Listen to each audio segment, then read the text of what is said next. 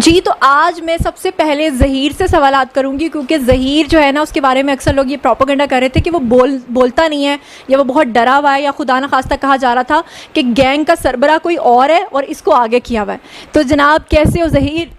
मैं ठीक ठाक, आप सुनाएं। अल्हम्दुलिल्लाह मैं बिल्कुल ठीक हूँ। सब लोग आपको देख रहे हैं, हैंड वेव कर दो। अब आप बताओ कि आप माली हो और आपकी कितनी जो है वो सैलरी या आपकी कितनी इनकम है पर मंथ, वो लोग जो है वो जानना चाहते हैं।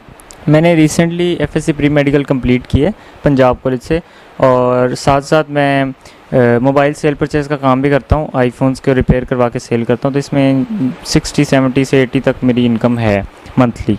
और लाहौर में सब जानते होंगे, फीस सेंटर मार्केट है, वहाँ पे मेरा ये चलता है काम, सब जानते हैं मुझे वहाँ। जैसे आपको जो मुश्किलात का सामना करना पड़ा, क्योंकि खुदा न खास्ता पूरी कौम के सेंटिमेंट्स जो थे वो दुआ के साथ थे, लोग ये समझ रहे थे कि ये कोई गैंग है, और आपके बारे में कह रहे थे कि आपको आगे किया हुआ है, इसीलिए आप बोलते नहीं हो।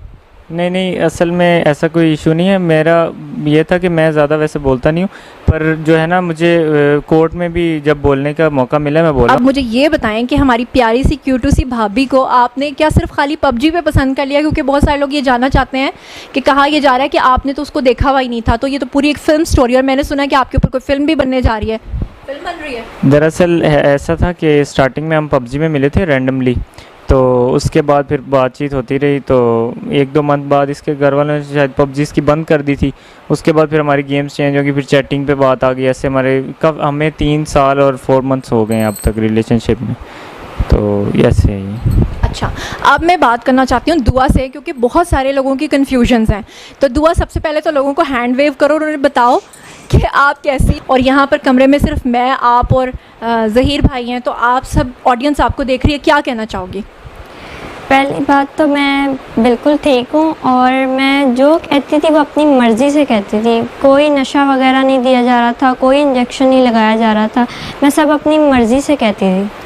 हाँ, और अब मुझे ये बताओ कि पबजी के थ्रू तो हमें पता चल गया कि आप लोगों की फ्रेंडशिप हुई, लेकिन फ़र्स्ट टाइम आप लोगों ने एक दूसरे को कब देखा था? मैं जब गई हूँ लाहौर तो फर्स्ट टाइम ही मिली हूँ इनसे। तो आपने सोचा नहीं था कि अगर ज़हीर आगे से पता नहीं किस तरह का निकल आया तो, लेकिन ये मोहब्बत थी?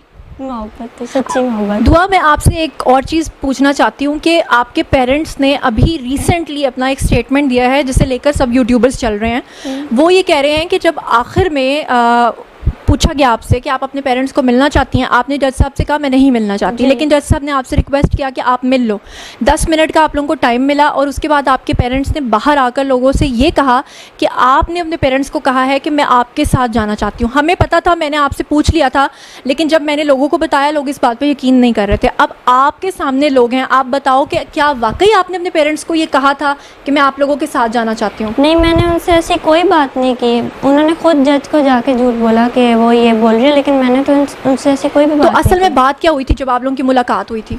मुलाकात हुई तो वो यही बात कर रहे थे कि हम जज को जाके कहो कि हमारे साथ जाना है, तो मैंने उनको इस बात का इनकार किया कि मैंने नहीं जाना।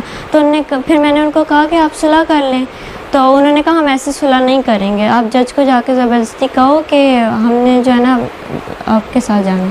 तो फिर मैंने इनकार कर दिया, तो फिर मैं वहाँ से चली गई थी, पर इन्होंने फिर जज को जाके झूठ बोला। खास तौर पे जो कुछ यूट्यूबर्स ये बात कर रहे थे कि आपको नशा देके या आपको हब्से बेजा में रख के या आपको ब्लैकमेल करके इस तरह की स्टेटमेंट्स दिलवाई जा रही हैं, उनके नाम क्या पैगाम देना चाहती हो?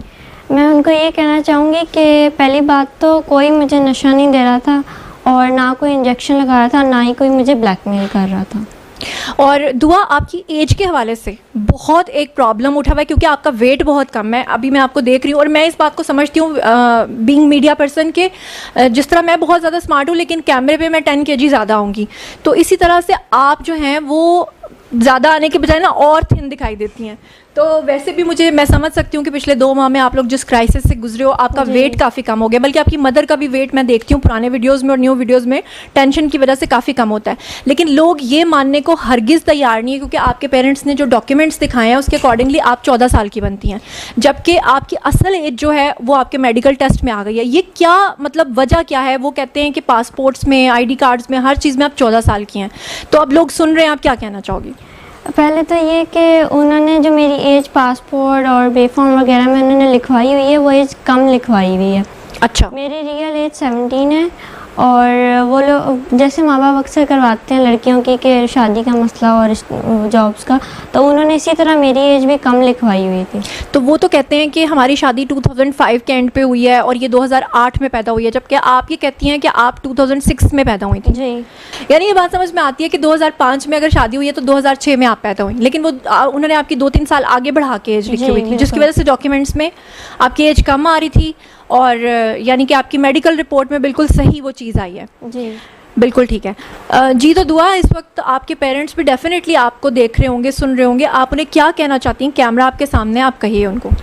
मैं उनसे ये कहना चाहती हूँ कि हमने इस्लाम के मुताबिक शादी की है, ठीक है। मैं वो अगर मानते हैं कि मुझसे गलती हुई है तो मैं उनको सॉरी भी कहती हूँ।